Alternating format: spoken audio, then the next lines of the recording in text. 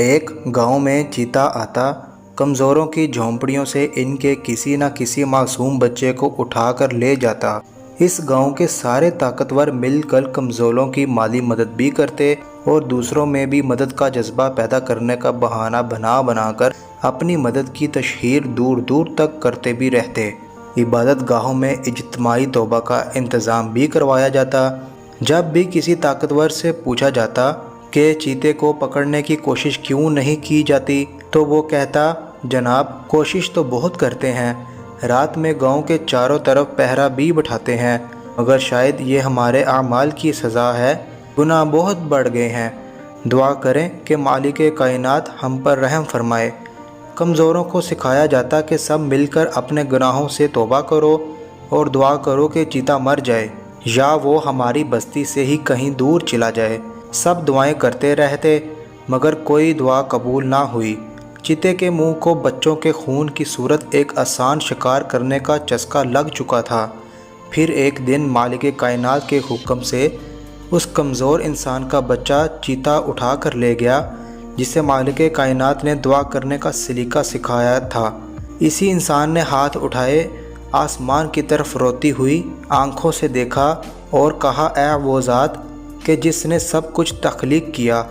اور تنہا تخلیق کیا اور جس کا کوئی شریک نہیں، تو نے چیتے کو پیدا کیا ہے، اسے درندہ بنایا ہے، اس کا کوئی قصور نہیں، وہ تو اپنے پیٹ کی آگ بجھانے کے لیے شکار کرے گا اور جہاں اسے شکار آسانی سے مل جائے وہ اسے شکار کرنے کہیں اور کیوں جائے گا؟ اے مالک کائنات، اگر تو چاہے تو وہ چیتا دوبارہ کبھی یہاں نہیں آئے گا، مگر میں جانتا ہوں تو نے یہ دنیا امتحان کی جگہ بنائی ہے اور تو یہ دیکھنا چاہتا ہے کہ تیرے طاقتور بندے تیرے کمزور بندوں کی تکلیف میں کتنا درد محسوس کرتے ہیں۔ اے مالک کائنات، میں تجھ سے چیتے کے مرنے کی دعا نہیں کرتا، کیونکہ اگر تو چاہتا تو ایسے کسی چیتے کو پیدا ہی نہ کرتا۔ میں تجھ سے صرف اتنا مانگتا ہوں کہ تو نے جس کو یہ طاقت اور دولت دے رکھی ہے کہ وہ اس چیتے کو پکڑ کر مار دیں، تو اسی چیتے کے ہاتھوں ویسے ہی ان میں کسی کا بچہ بھی شکار کروا دے جیسے تو نے میرا بچہ شکار کروایا ہے۔ اگلی صبح گاؤں میں ہنگامہ بپا تھا کہ گاؤں کے سب سے طاقتور کے گھر کے صحن سے چیتا اس کا بچہ اٹھا کر لے گیا ہے۔ آس پاس کے 7 گاؤں کے طاقتور اپنی گاڑیوں، شکاری کتوں اور اسلحہ سے لیس لوگوں کے ساتھ چیتے کی تلاش میں نکل پڑے۔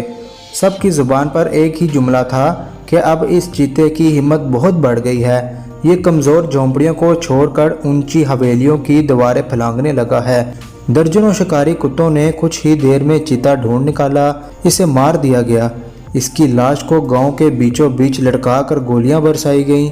کہتے ہیں کہ اس گاؤں سے دوبارہ پھر کبھی کسی کمزور کا بچہ کسی چیتے کا شکار نہیں بنا۔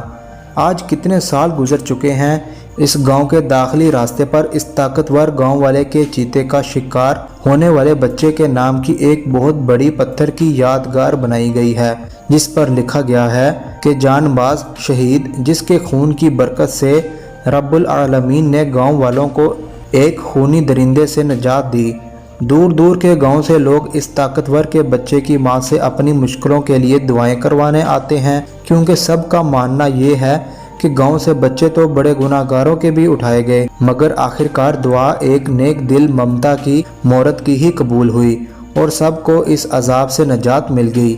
آئیں اس کمزور گناہ گار انسان سے دعا کرنے کا سلیقہ سیکھتے ہیں اور دعا کرتے ہیں کہ کاش ایسے ہی نیک دلوں اور طاقتوروں کا سب کچھ یہ پانی برباد کر دے کہ جو اس ملک میں ڈیم بنانے یا بنوانے کی طاقت رکھتے ہوئے بھی ان طاقتوروں کی طرح اس دن تک صرف گناہ گار غریبوں میں صرف دیگیں، راشن اور کپڑے بانٹتے رہیں گے جب تک کہ ان کا اپنا بچہ اس سیلاب میں نہیں بہہ جاتا۔ آئیں ہاتھ اٹھائیں ہم بھی، ہم جنہیں حرف دعا یاد نہیں۔